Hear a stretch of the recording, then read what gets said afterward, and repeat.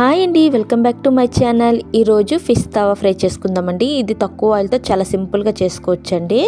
First ఫిష్ని శుభ్రంగా కడుక్కొని ఇలా పక్కన పెట్టుకొని పసుపు, కారం, చికెన్ మసాలా, గరం మసాలా, అల్లం వెల్లుల్లి పేస్టు, రుచికి తగ్గట్టు సాల్ట్ వేసుకోండి.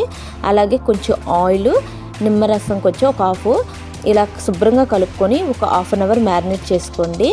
తర్వాత స్టవ్ వెలిగించి తవా పెట్టి తవాపై ఆయిల్ బాగా హీట్ ఎక్కాక సిమ్లో పెట్టుకొని ఒక్కొక్కటిగా చేపల్ని ఇలా వేసుకోవాలండి.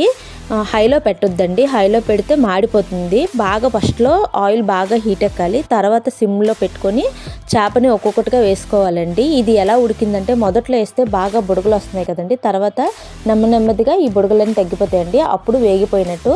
తర్వాత రెండో వైపు టర్న్ చేసుకొని సేమ్ అలానే వేయించుకోవాలండి. రెండో వైపు టర్న్ చేశాక మీడియం ఫ్లేమ్లో పెట్టి మొదట ఒక 5 మినిట్స్ మీడియం ఫ్లేమ్లో పెట్టండి. తర్వాత ఒక 5 మినిట్స్ సిమ్లో పెట్టండి. అంతేనండి, చాలా బాగా వేగుతుంది అనమాట. ఇలా చేసుకోండి. తక్కువ ఆయిల్తో చాలా సింపుల్గా ఇంట్లోనే చేసుకోవచ్చండి. చాలా టేస్టీగా ఉంటుంది. ఒకసారి ట్రై చేసి ఎలా వచ్చిందో నాకు కామెంట్లో తెలపండి. ఇలా ఫ్రై అయిన తర్వాత కొంచెం కరివేపాకు వేసుకొని ఒక 5 మినిట్స్ తర్వాత ప్లేట్లోకి సర్వ్ చేసుకోవాలండి. అంతేనండి, చాలా సింపుల్గా తవా ఫ్రై రెడీ అండి. నా వీడియో కనుక నచ్చితే చిన్న లైక్ అండి.